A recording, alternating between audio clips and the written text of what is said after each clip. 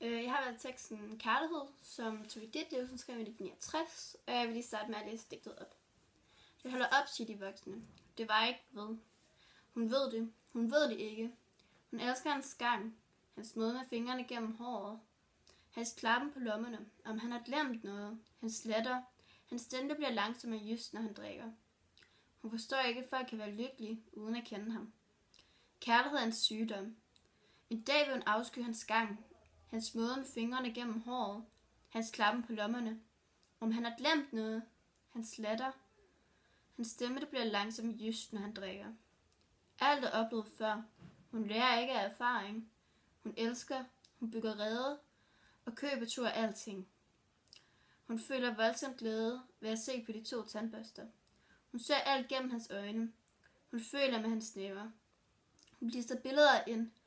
Besøger ofte hans mor. Betrægter stuen, han er vokset op i. Køber en papirgrund sammen med ham. Lærketræerne fryser om natten. Hun ved, de voksne er ret. Hun er lykkelig. Hun er bindegal. Så vil jeg sige noget om teksten, og jeg vil lige starte med, hvordan sproget i teksten er. Jeg synes, sproget i teksten er meget gammelt, hvilket jeg synes, fordi at der står for eksempel, at hun bygger rede, hvilket står i vers 5, linje 6, og at hun køber en papirgrund, hvilket står i vers 9, linje 1 og 2. Altså, det er jo ikke, når man siger det, man siger jo ikke, jeg er i gang med at bygge rede, eller sådan et eller andet. Eller, vi har lige været nede og købe en papirgrund i forgårs.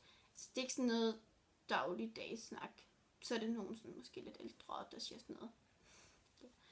Og temaet i teksten, temaet i den tekst, synes jeg har, altså det har mere end et tema, fordi altså, der sker jo mange ting her.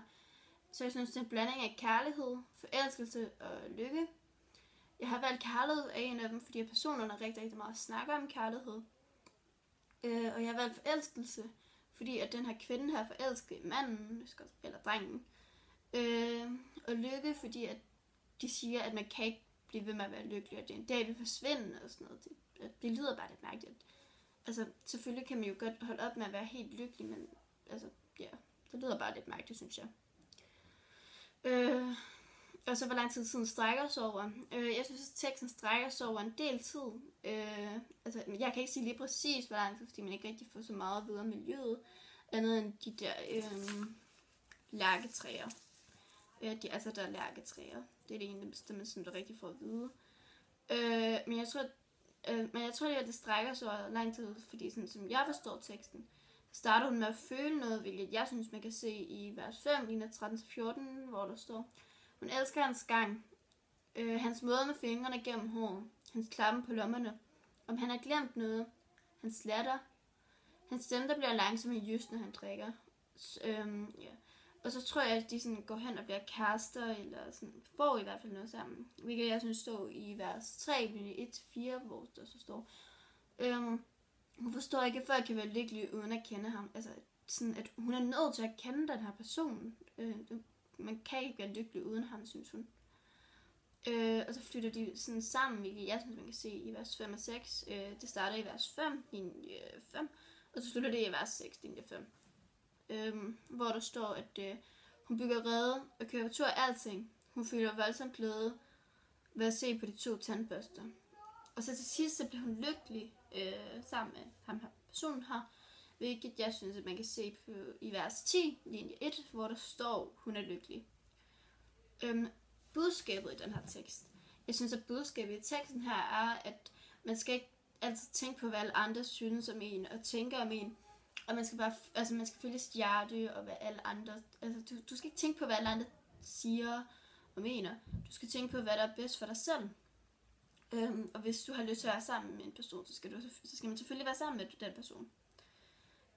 Og så tror jeg, man skal, fordi at Tove Ditlevsen har skrevet den her, måske fordi hun har været ude for noget af det samme. Altså måske hun har været ude for, at folk ikke rigtig troede på, at kærligheden varede ved. Hvilket man vist troede i gamle dage, hvad jeg lige ved af. Og at man bliver, altså, og at hun måske er faldet for en, men alle er blevet med at sige, men du skal ikke satse på ham, og fordi det bliver ikke ved, og sådan noget. Så fortælleren, jeg synes fortælleren, den skifter sådan lidt mellem jeg-person og tredje-person, fordi at det starter med, at han skriver sådan, at fortælleren skriver han eller hun, Men så på et tidspunkt, så bliver der sagt i teksten,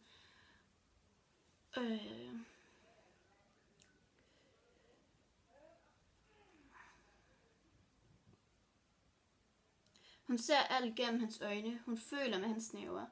Altså, man kan jo ikke vide, om hun føler med hans næver. Med hans næver, det vil lyde lidt mærkeligt måske. Men igen, så står der sådan i hun-person, så det kan være sådan både og måske. Igen, måske at Tove Ditlevsen sådan lidt har prøvet at fortælle, at det er okay, og altså, at man føler rigtig meget for en, og man godt vil hjælpe personen. Og så perspektivering. Jeg synes, at det her digt minder meget sådan om det virkelige liv. For jeg synes, at den dag i dag, altså rigtig mange voksne siger, at kærlighed er svært at finde, men nu er vi også mange mennesker på planeten. Og at være lykkelig, altså du kan godt være lykkelig i noget tid, ikke? Men så, det vil aldrig nogensinde være ved og sådan noget. Det har min mor i hvert fald sagt et par gange. Og så, altså det er jo rigtigt, altså det, kan det godt være, at det nu er blevet rigtig, rigtig svært at finde sig en mand eller en kone, på grund af, at vi har fået et friere, sådan, altså friere, sådan, du kan sige nøjagtigt, hvad der passer dig. Det kunne man ikke sådan rigtig i gamle dage, der holdt man sig mere til sig selv til at starte med.